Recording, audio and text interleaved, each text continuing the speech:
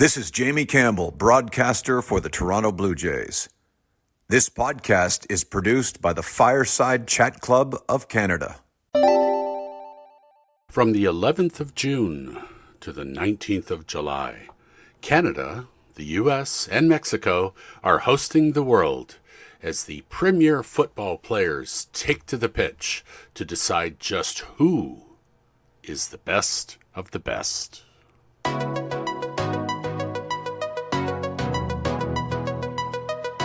Hello, and welcome to Canada as I See It.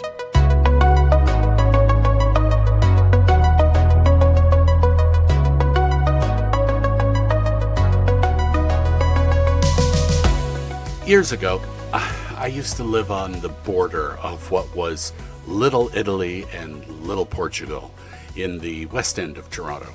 And the memories I have of these celebrations and pride that went on were epic, especially during World Cup soccer play.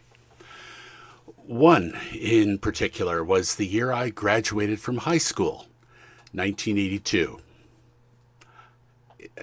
Yeah, I can hear you all swiping to your calculators on your phones right now and doing the math. That year, the tournament was held in 17 cities across Spain, which had been chosen as the host city 16 years previously, on July 6, 1966. Final scores: Italy defeated West Germany 3-1 in Madrid. Needless to say, the emotion and hoopla, yes, I said hoopla, was just so overwhelming. Even if you weren't a football or a soccer fan, you honestly couldn't help but get caught up in the celebrations. This year, Canada is one of the hosts of the 2026 FIFA World Cup, marking the first time the Men's World Cup will be played on Canadian soil. Note that I said Men's World Cup. Canada actually hosted the FIFA Women's World Cup in 2015, marking a significant event in the country's soccer history. This tournament was a record-breaking occasion, with Canada setting a new tournament and team record for attendance during the event. Let's look at it. The tournament details then. As I said, Canada was hosting. It was from June 6th to July 5th, 2015. The tournament featured 24 teams. That was 8 more than the 16 in previous editions. And there was competition across 6 cities: Vancouver, Edmonton, Calgary, Winnipeg, Ottawa, and Montreal. This was also the first Women's World Cup to be played on artificial turf and utilized goal line technology for the first time. Now, the final match, that took place on July 5th, 2015 at BC Place Stadium in Vancouver, where the U.S. women's national team defeated Japan 5-2. Carly Lloyd of the U.S. scored a hat trick. Speaking of hat tricks, that's 3 goals by the same player in the same game. Honestly, I always thought it was a hockey-only term, but there you go. Jonathan David, if that name sounds familiar, well, it just came up a few days ago. He scored a hat trick in Canada's historic 6-0 rout of Qatar in Vancouver this last Thursday to go to the top of their World Cup group. It was actually not only Canada's first victory on the men's side at a World Cup, but it also equaled the record margin of victory for a tournament host, matching 6-goal wins that Italy had in 1934, Brazil in 1950, and Argentina in 1978. So, on to the subject at hand.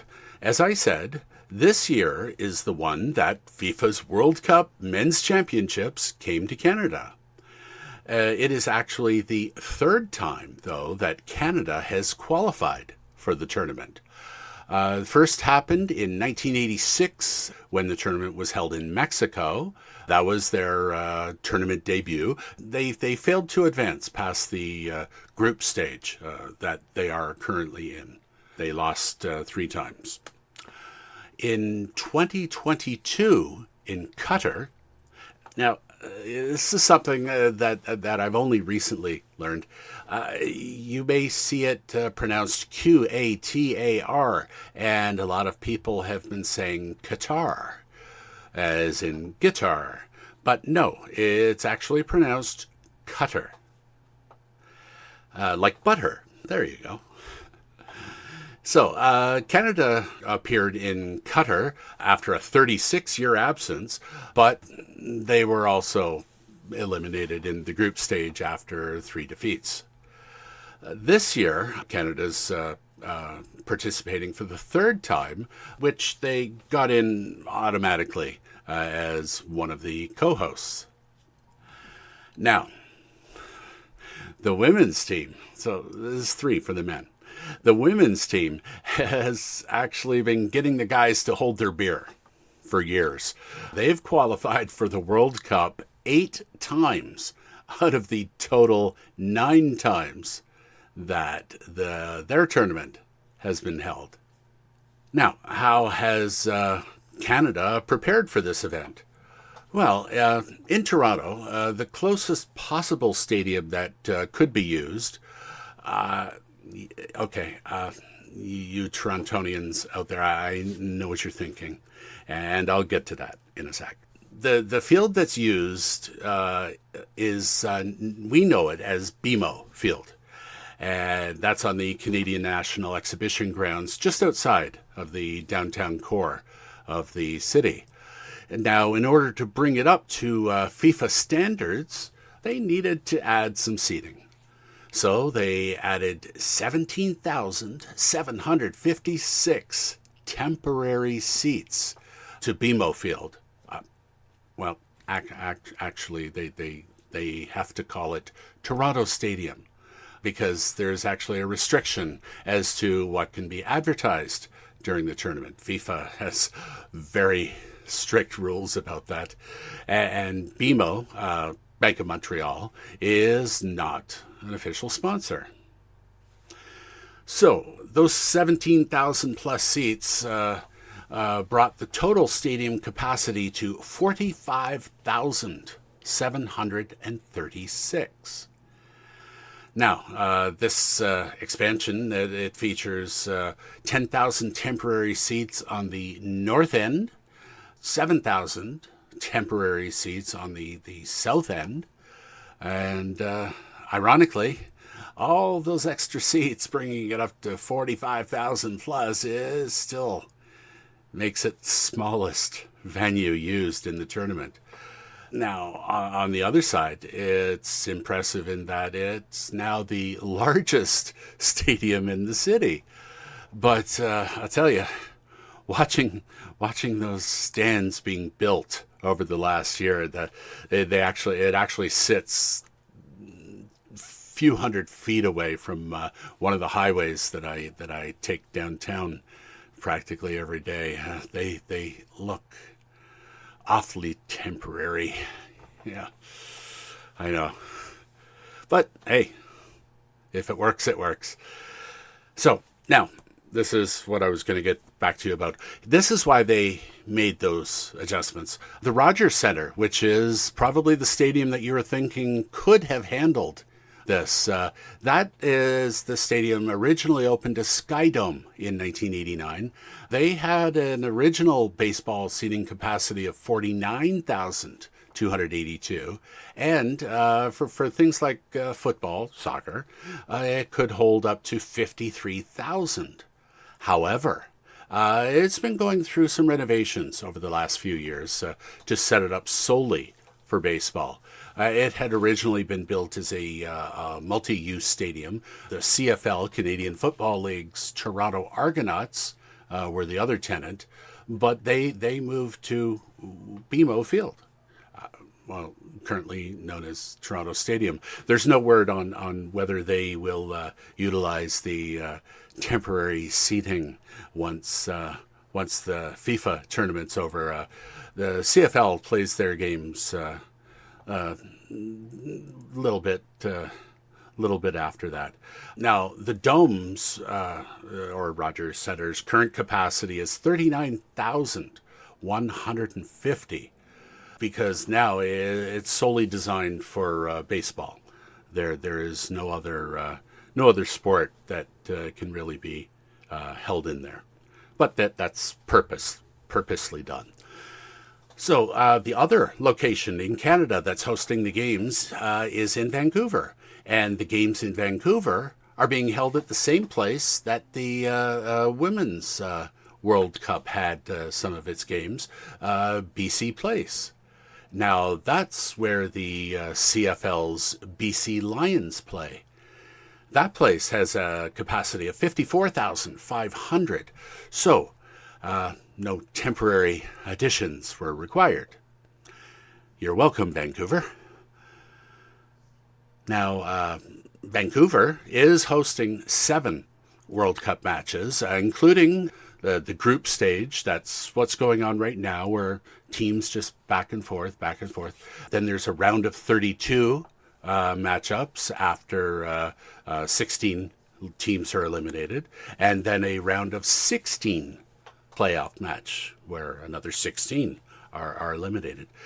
Toronto will be hosting 6 matches with 1 round of 32 playoff matches.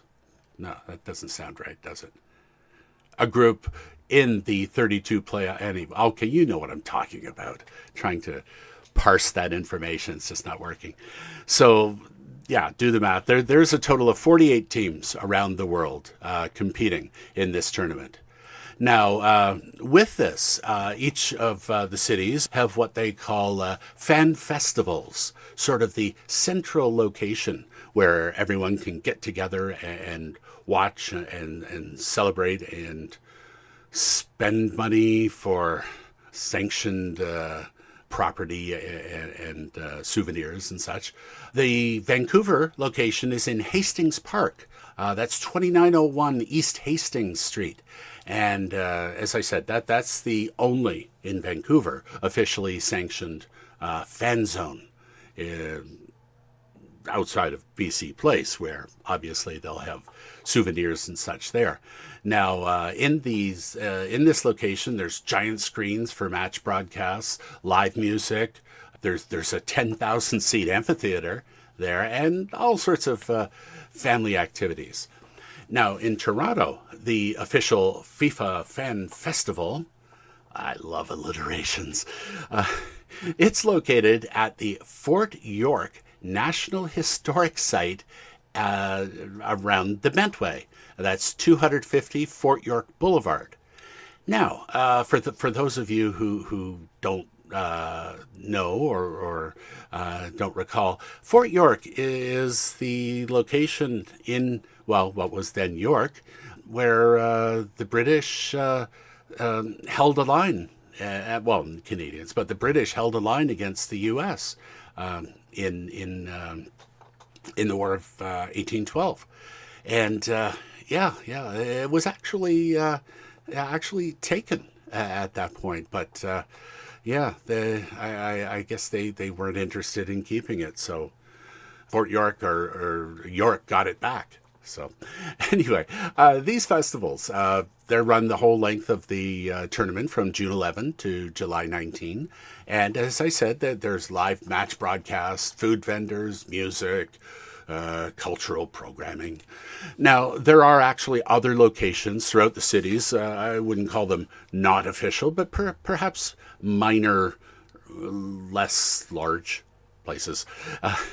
In Vancouver, let's see, there's the Granville Island Fan Zone. That's at Lot 55. And this public hub, it offers big screen right on the water. Man, I've been out there. It's just gorgeous. Just gorgeous. I can only imagine. I've been getting some of the views from the television broadcasts, and yeah, it's good. Let's see what else. There's also location at the Canada Soccer House in the Shipyards. That's on Vancouver's North Vancouver's waterfront. There's food trucks and other activities there too. Parallel 49 Brewing Company, that's in East Vancouver. 250-seat outdoor patio, event space, souvenirs, blah, yeah, blah. That has actually free admission too, so that's cool. Downtown at the Liberty Square Pub, there's indoor and outdoor and large screens. That's the thing. You got to have the large screens. And let's see, Surrey Civic Plaza. That's just outside the city center. And there's, again, huge open-air public screen and all sorts of family fun. Now, in Toronto, there's a few other locations too. There's the GE Appliances. Love the advertising. I wonder if they're a FIFA advertiser. GE Appliances Canada Soccer House. That's in Harbourfront Centre. That's actually the designated headquarters for the Toronto-based Canadian supporters. Large screens, live DJs, pop-up stores, street festival vibe going on there. There's also one close to where I've been downtown on some personal business the last couple of weeks, and Nathan Phillips Square. The vibe, let's talk vibes, people. That's amazing what's going on down there. I was there for one of the first games in the tournament, and huge screen. The people there, they actually have converted. There's a fountain down there. That's down on Queen Street West. You try saying it. Close to Old City Hall, and it's at Queen and Bay Street. Yeah, just oh yes, the fountain. They converted the fountain down there to multiple soccer pitches where kids can play, and it's all organized. So there's like teams dressed up having tournaments and skill things and all that. It's kind of odd to see it set up and all green and such, because usually I'm used to seeing it as a fountain, or in the winter it becomes an ice rink. See what else. Rendezvous. I like that name. Rendezvous. That's at 229 Richmond Street West. It's a downtown patio. There's massive screens, yeah. And you get sort of a festival atmosphere. Get in for free, although they do suggest making reservations. Plenty of screens all around there. In, Sankofa Square. Most of you might recognize it or know it as Young Dundas Square. Sankofa Square is what they now call it. Young and Dundas, close to where I used to go to school at Ryerson, now known as Toronto Metropolitan University, TMU. Yeah, that's it. Name changes. And there's parties and big screens. And let's see, down close to the CN Tower, Steam Whistle Roundhouse. It's actually an old railway roundhouse that was converted years ago when they built the tower. That's on Bremner Boulevard, just literally across the street, also from the Dome, Rogers Center. There are outdoor grills down there, bars, tailgate parties, all sorts of stuff going on. And actually, just down the street, just as an aside, is Scotiabank Arena, and that's where the Leafs played at least until about a month ago. And let's see what else. Oh, a really cool neighborhood. I love walking through here. Stacked Market. That's at 28 Bathurst Street, right up front. This is a market that was made up with, those storage containers, shipping containers that you see being hauled on trains. Well, what they did here is they built a market, and not just for this. This is like always there. They've just sort of taken on a new atmosphere during the tournament. It's, places to see the games. It's right in the middle of what we call the fashion district too. So that's another place that all the fans can get together to watch, enjoy, imbibe, and celebrate. So as I said, I've been downtown for the last couple of weeks, and seriously, right in the middle of it all. Man, what excitement. There's celebration like you would not believe. I mean, I'm used to seeing people from all around the world in Toronto, but this really has just stepped it up multiple levels. Seriously, both Vancouver and Toronto are regarded as the most multicultural cities in the world, with over 50% of each of their populations identifying as coming from another country. And there's a total of like 160 languages spoken. Wow, that's truly an example of the Canadian mosaic. Like you don't know where to catch a game, right? There's plenty of huge screens wherever you are across the country, and not even just Vancouver and Toronto. Wherever you are, I'm sure there are huge screens in city centers and places where you can all get together and enjoy it. But with I just mentioned Toronto and Vancouver because that's where they're holding games. But if you don't feel like going out, you can tune into any one of Bell Media stations. Those are CTV and TSN. They control the local rights to the broadcasts. So they're the only stations that you can actually see a live game on. Everywhere else, you'll see updates and such, but those are where you'll see the games as they happen. Man, it seriously, everything that's going on right now in the city, it's infectious. I mean, give it a shot. Even if football isn't your thing, go out, get a group together, check it out. Seriously, you'll find yourself caught up in it soon enough. This episode marks the end of the third season of Canada as I See It. I'm taking the summer to relax for a bit and work on what I can start bringing you in the fall. As always, there's a lot of stuff rattling around in this old head. If you know me, you've actually heard the rattling. And you might have heard one of the those different things earlier this year with theater as you hear it. I have to say it like that. Theater as you hear it. That was episode number 89. And I really hope to bring you another presentation of Theater of the Mind very soon.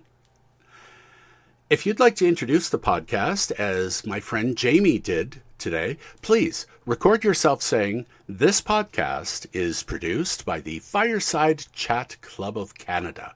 And you can email that to me at asiseeit@warpole.ca. That's WHORPOLE.ca.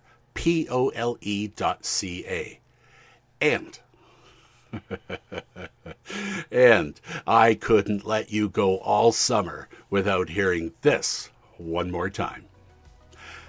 Please consider buying me a coffee. Go to my website, warpole.ca, and look for the little yellow rectangle in the upper right corner. Clicking on that will bring you to an option to send me cash.